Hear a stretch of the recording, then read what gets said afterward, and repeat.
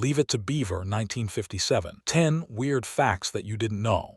Before helicopter parents hovered over every decision, before family sitcoms became edgy and controversial, before childhood innocence disappeared from television screens, there was a little show about a boy named Beaver and his perfect American family. Leave It to Beaver ran for 6 seasons and became the definition of 1950s wholesomeness. You think you know everything about the Cleavers and their suburban paradise. You remember Ward in his suit and June in her pearls and Wally being the perfect big brother. But behind that white picket fence were secrets that would shock you. Some involved scandals that nearly destroyed the show. Others revealed darkness hiding beneath the cheerful surface. And one fact about the star will completely change how you watch every episode.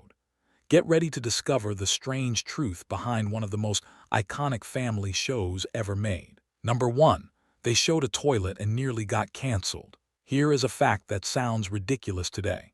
Leave It to Beaver was almost canceled before it even started. The reason was absolutely insane.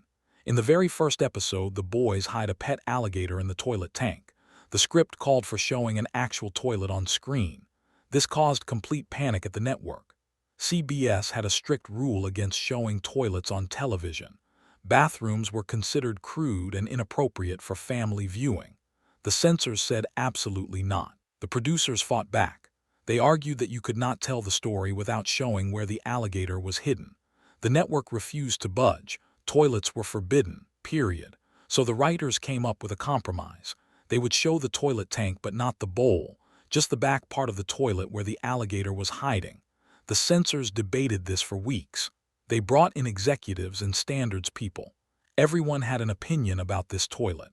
Finally, they agreed to allow the toilet tank only. But here is the kicker.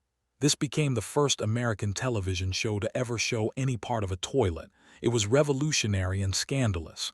Newspapers wrote articles about it. Parents complained. Church groups protested. All because you could see a toilet tank for 3 seconds.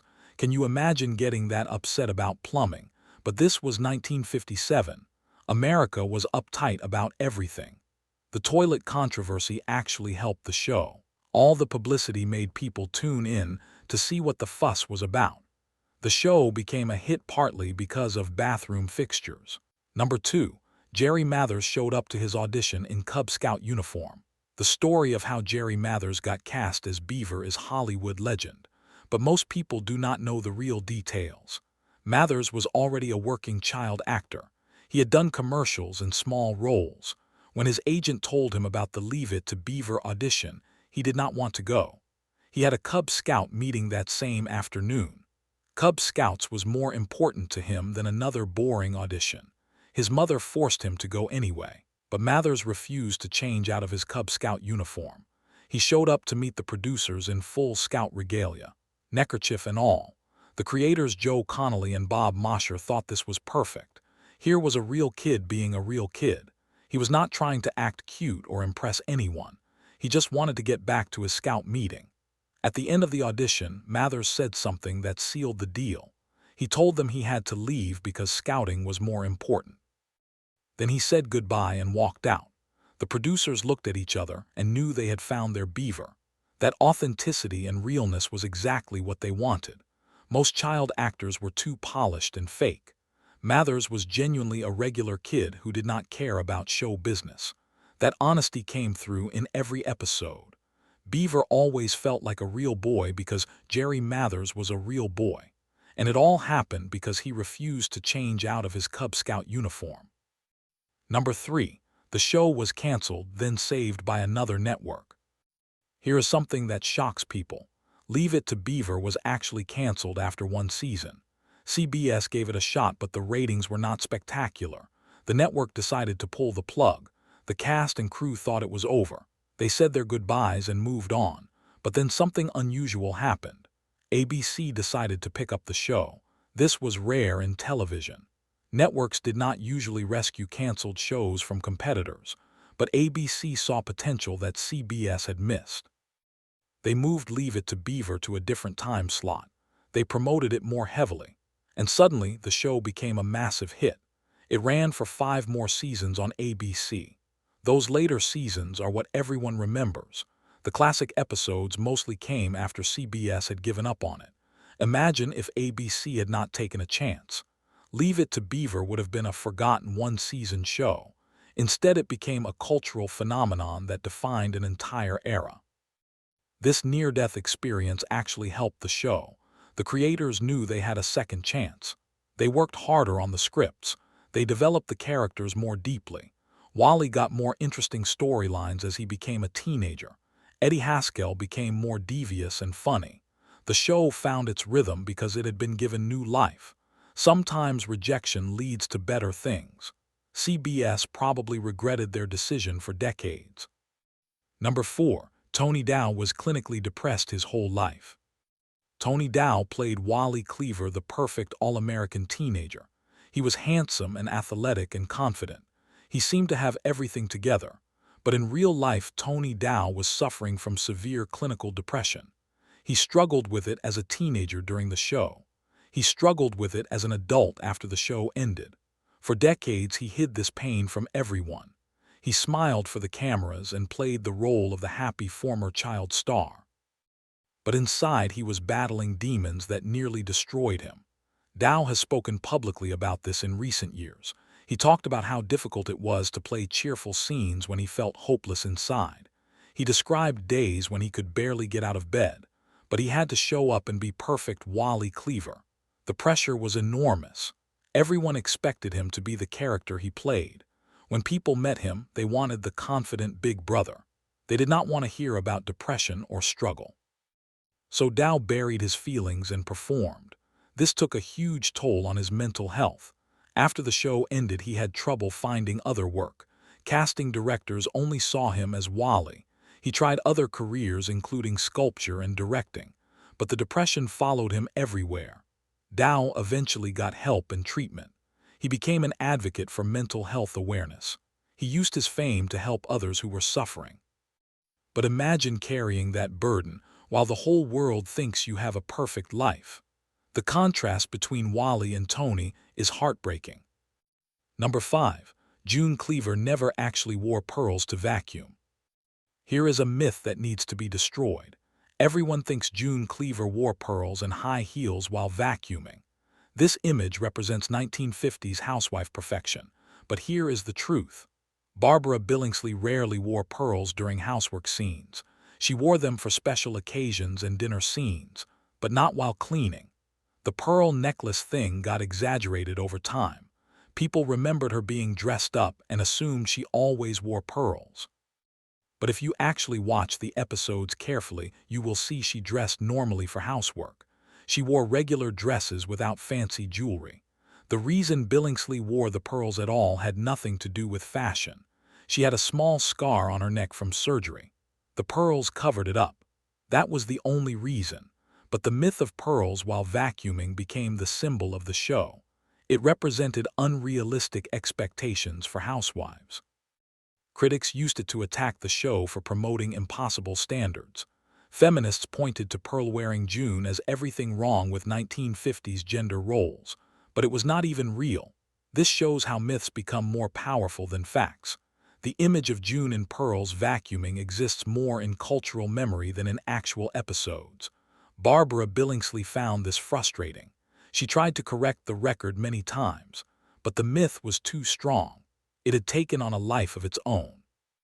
Sometimes the lies we tell about the past are more memorable than the truth. Number 6. Ken Osmond was shot twice as a real police officer. Ken Osmond played Eddie Haskell, the sneaky two-faced troublemaker. Eddie was always causing problems and lying to adults. He became one of the most memorable characters in television history. But here is what happened to Osmond after the show ended. He could not find acting work anywhere. Everyone saw him as Eddie Haskell. No one would hire him for other roles. He auditioned for years and got nothing, so he made a dramatic career change. He became a police officer with the Los Angeles Police Department. Can you imagine Eddie Haskell as a cop?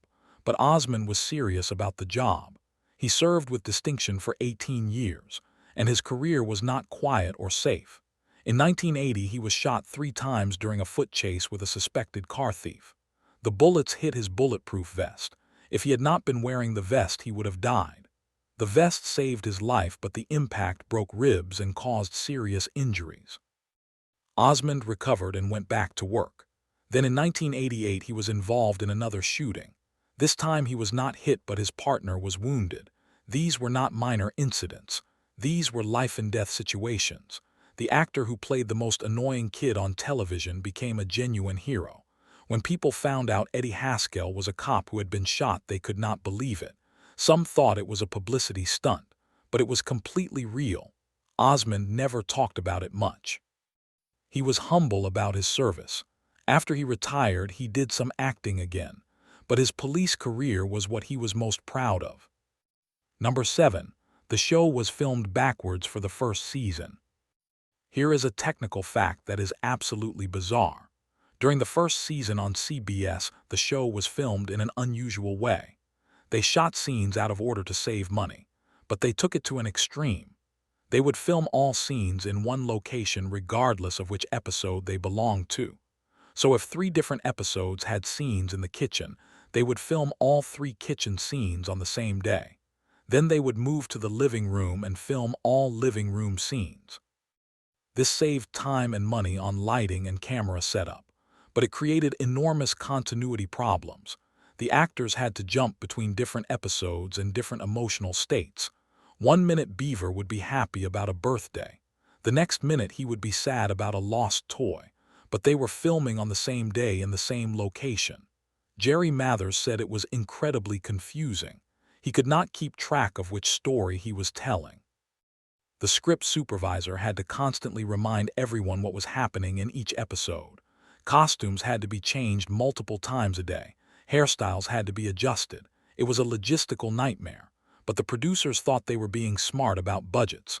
When ABC picked up the show for season 2, they stopped this practice. They went back to filming episodes in order like a normal production. Everyone was relieved. The quality improved immediately. The performances became more consistent. Actors could follow a storyline from beginning to end. This backward filming is why some first-season episodes feel disjointed. The emotional flow is off because scenes were filmed weeks apart. Number 8. Hugh Beaumont hated being Ward Cleaver. Hugh Beaumont played Ward Cleaver, the wise and patient father.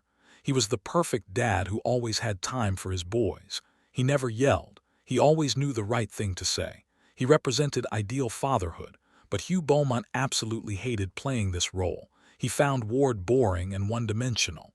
Beaumont was actually an interesting guy in real life. He had a degree in theology. He wrote scripts and wanted to direct.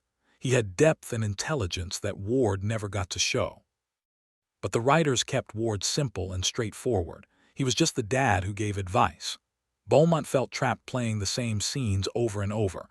Beaver or Wally would get in trouble. Ward would sit them down and talk. They would learn a lesson. Repeat for 6 seasons. Beaumont asked the writers to give Ward more complexity. He wanted storylines where Ward made mistakes or had conflicts, but the producers refused. America needed Ward to be perfect. Changing him would ruin the show's appeal. So Beaumont collected his paycheck and counted the days until it was over. Between takes, he was often grumpy and distant. He did not socialize much with the cast. As soon as filming ended each day, he left immediately. He never attended show events if he could avoid it. The other actors knew he was unhappy, but there was nothing they could do. After the show ended, Beaumont did very little acting. He had soured on the business. He spent his later years traveling and pursuing personal interests. He rarely talked about Leave It to Beaver in interviews. When he died in 1982, the obituaries all focused on Ward Cleaver. The role he hated became his legacy. Number 9. The show had a secret adult audience. Leave It to Beaver was designed as a family show for early evening viewing. Kids were supposed to be the main audience, but something unexpected happened. Adults started watching without their children. College students discovered the show and watched it ironically. Then they started watching it genuinely. Young adults who were facing the confusing 1960s found comfort in the simple world of Mayfield. The show became surprisingly popular on college campuses. This baffled the network executives. They had created wholesome family entertainment, but young adults were using it as escapism. Some viewers wrote letters explaining why they watched. They said the real world was too chaotic. Vietnam and protests and social change were overwhelming.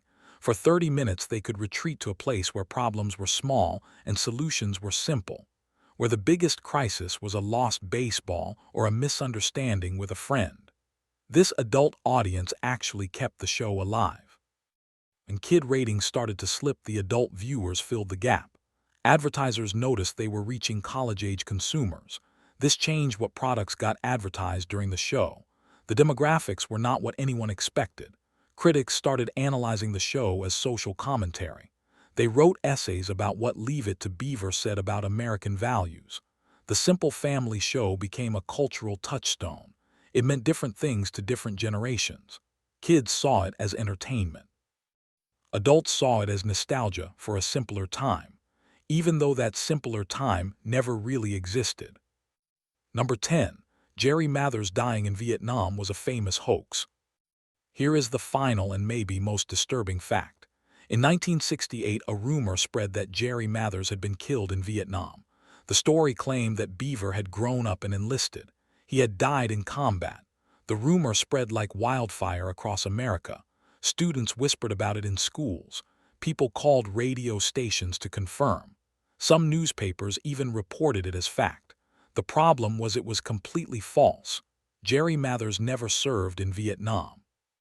He was not even in the military. He was alive and well working on other projects, but the rumor would not die. It kept spreading for months. Mathers had to do interviews proving he was alive. He appeared on talk shows and news programs, but still people believed the hoax. Why did this rumor start? Nobody knows for sure. Some think it was anti-war activists trying to make a point. Beaver represented innocent America. Killing him in Vietnam was symbolic. Others think it was just a cruel prank that got out of control. The internet did not exist, so rumors could not be fact-checked instantly. Once something spread by word of mouth, it took on a life of its own. The rumor deeply affected Mathers. He was upset that people believed he was dead. He was angry that someone had started such a cruel lie. But he was also touched by the reaction. People genuinely mourned for Beaver. They cared about the character and the actor. That showed how much the show meant to people. The hoax proved that Leave It to Beaver was more than entertainment. It was part of American identity. Losing Beaver felt like losing innocence itself.